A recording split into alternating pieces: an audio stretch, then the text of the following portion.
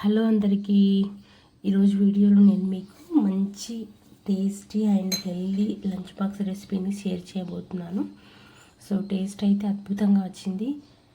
తప్పకుండా ట్రై చేయండి. మనకి వెజిటేబుల్స్ ఎక్కువగా లేవు, ప్లస్ మనం ఏది చేసినా పిల్లలు తినరు అన్న కాన్సెప్ట్ ఉన్నప్పుడు పెద్దవాళ్ళకైనా పిల్లలకైనా సో క్విక్గా ఈ ఆలు ఫ్రైడ్ రైస్ చేసి పెట్టినట్టయితే మనకు వర్క్ ఈజీగా అవుతుంది. తప్పకుండా ట్రై చేయండి. తగినంత ఆయిల్ పోసుకొని మనం ఆల్రెడీ ఆలూస్ అన్నీ కూడా చిన్న చిన్న పీసెస్గా కట్ చేసి పెట్టుకున్నాము. సో ఈ ఆలూస్ అన్నీ కూడా ఈ ఆయిల్లో వేసి కాస్త వేగిన తర్వాత ఇవి కడాయికి అతుక్కున్నట్టుగా అవుతాయి కాబట్టి కడాయిని జాగ్రత్తగా పట్టుకొని కలపండి. దీనిలో కొద్దిగా పసుపు యాడ్ చేసుకొని బాగా కుక్ అవ్వనివ్వాలి. సో ఇవి మనం డైరెక్ట్గా రైస్లో వేస్తాం కాబట్టి బాగా కుక్ అయితేనే మనకు తినేటప్పుడు పంటికి తగిలినప్పుడు గట్టిగా అనిపించకుండా స్మూత్గా కరిగిపోతాయి. సో ఈ విధంగా ఆలు అంతా కూడా ఫ్రై చేసుకొని పూర్తిగా ఒక పీస్ తీసుకొని చెక్ చేసుకొని పూర్తిగా ఫ్రై అయ్యాయని నిర్ధారించుకున్న తర్వాత వీటన్నిటిని కూడా వేరే బౌల్లోకి తీసుకోవాలి. ఇప్పుడు ఆయిల్ ఒకవేళ ఎక్కువ అవుతుంది అనుకుంటే కొద్దిగా ఆయిల్ తీసేసుకోండి. దీంట్లోకి కాస్త కచ్చా పచ్చాగా నలిపిన ఒక 5-6 వెల్లుల్లి రెబ్బలు, అదేవిధంగా 1 ఇంచు అల్లం ముక్కని కూడా కచ్చా పచ్చగా నలుపుకొని ఈ ఆయిల్లో ఫ్రై చేసుకోవాలి. ఇది కాస్త వేగి ఫ్రై అయింది అనుకున్న తర్వాత ఒక 4-5 పచ్చిమిర్చి చీలికల్ని హాఫ్ వరకు కట్ చేసుకొని వేసుకోండి. ఇవి కూడా బాగా ఫ్రై అయిన తర్వాత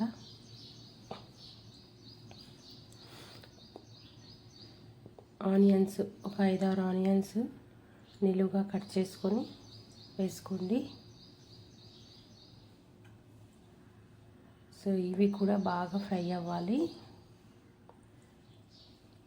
గోల్డెన్ బ్రౌన్ కలర్ వచ్చేంత వరకు ఫ్రై చేయాలి. సో ఆనియన్స్ త్వరగా ఫ్రై అవ్వాలంటే కాస్త సాల్ట్ యాడ్ చేస్తే త్వరగా ఫ్రై అవుతాయి.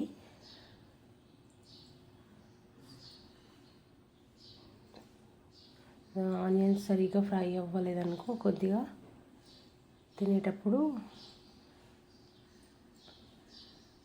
పంటికి అడ్డం తగులుతాయి. సో ఇప్పుడు కాస్త కరివేపాకు, ఫ్రెష్ కరివేపాకు ఒక 3 రెమ్మలు కడిగి వేసుకోండి. ఇవన్నీ కూడా బాగా ఫ్రై అయినాయని అనుకున్న తర్వాత ఒక 1/2 టీ స్పూన్ దాకా ధనియాల పొడి, 1/2 టీ స్పూన్ దాకా మిరియాల పొడి, ఒక టీ స్పూన్ ఎండు కారం, ఒక 1/2 టీ స్పూన్ దాకా పసుపు, 1/2 టీ స్పూన్ కన్నా ఇంకా కొద్ది తక్కువనే వేసుకోండి. సో తగినంత సాల్ట్ యాడ్ చేసుకోండి.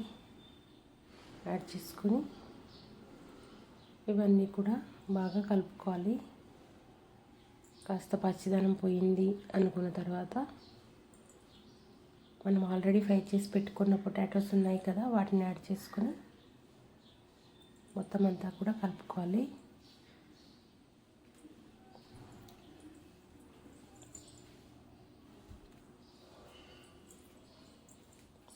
కలుపుకొని ఎక్కువ టైం అవసరం లేదు. ఇప్పుడు ఒక ఆలూస్ వేసిన తర్వాత ఒక 1 మినిట్ ఆగి తర్వాత మనం ఆల్రెడీ ఉడికించి పెట్టుకున్న రైస్ ఉంది కదా, ఆ రైస్ని కొద్దిగా వేసుకోవాలి. సో రైస్ కాస్త పొడి పొడిగా ఉన్నట్టయితే ఫ్రైడ్ రైస్ టేస్ట్ అనేది అద్భుతంగా వస్తుంది. సో రైస్ చేసుకునేటప్పుడే కాస్త పొడి పొడిగా వచ్చేటట్టు వాటర్ పెట్టుకొని రైస్ చేసుకోండి. చేసి రైస్ని కాస్త చల్లారనిస్తే మనకు ఫ్రైడ్ రైస్ అనేది ముద్దగా కాకుండా ఉంటుంది. సో ఈ పొటాటోస్లోకి రైస్ యాడ్ చేసుకొని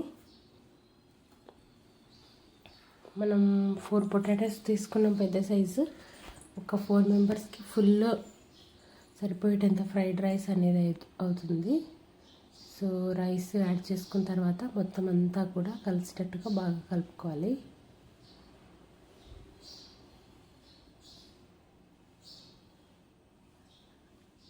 అంతే అండి, దాదాపుగా ఫ్రైడ్ రైస్ అయితే రెడీ అయిపోయింది. మొత్తం అంతా కూడా ఎక్కడా కూడా వైట్ రైస్ లేకుండా నీట్గా కలుపుకోవాలి.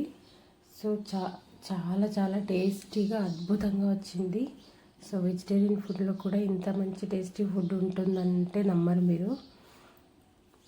సో మనం లంచ్ బాక్స్లోకి మార్నింగ్ హడావుడి ఉంటుంది, కర్రీస్ ఏం చాలో కొన్ని చేసినా కూడా పిల్లలు తినరు. అట్లాంటప్పుడు ఈ విధంగా ఆలు ఫ్రైడ్ రైస్ చేసి పెట్టినట్టయితే పిల్లలు ఆవురమంటూ లాగించేస్తారు. తప్పకుండా ట్రై చేయండి ఈ లంచ్ బాక్స్ రెసిపీని. ఇదండి ఇవాళ వీడియో. మీకు నచ్చినట్టయితే లైక్ చేయండి, షేర్ చేయండి, సబ్స్క్రైబ్ చేసుకోండి మన ఛానల్ని. కవితాస్ వాళ్ళ ఛానల్ని సబ్స్క్రైబ్ చేసుకోండి. థ్యాంక్ యూ అండి. Thanks for watching. బాయ్.